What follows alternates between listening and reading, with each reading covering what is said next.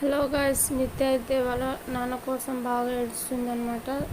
మేఘన దగ్గర స్పైడర్ మ్యాన్ని తీసుకొస్తా అని ప్రామిస్ వేయి అని ప్రామిస్ తీసుకుంటుంది.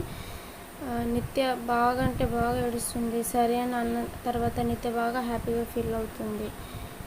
మేఘన ఏడుస్తుంది అనమాట. నందు అసలు వస్తాడా, నిత్యతో మాట్లాడతాడా అని మేఘన బాగా ఆలోచిస్తుంది, ఏడుస్తుంది పాపం. నిత్యని మేఘన తినిపిస్తూనే ఉంటుంది. నిత్య తింటుందన్నమాట. నందు వాళ్ళ అమ్మ నందుకు డిన్నర్ ఇస్తుంది. నందు వాళ్ళ అమ్మ అడుగుతుంది, నువ్వు ఒకసారి మేఘన ఎందుకు వచ్చిందో నువ్వు అడిగినావంటే కోపంగా చూస్తాడనమాట. అసలు మాట్లాడతలేవేంది నందు, మేఘన ఏమో నా బాధని ఇంత కూడా నువ్వు అర్థం చేసుకోవు అని అన్నది.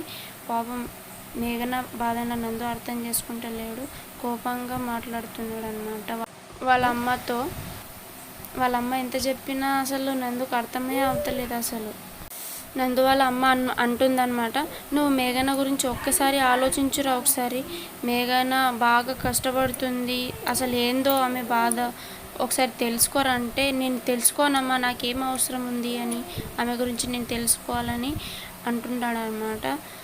అలా ఎందుకు అంటున్నావు నందు అంటే, మరి ఏం చేయాలమ్మా అన్న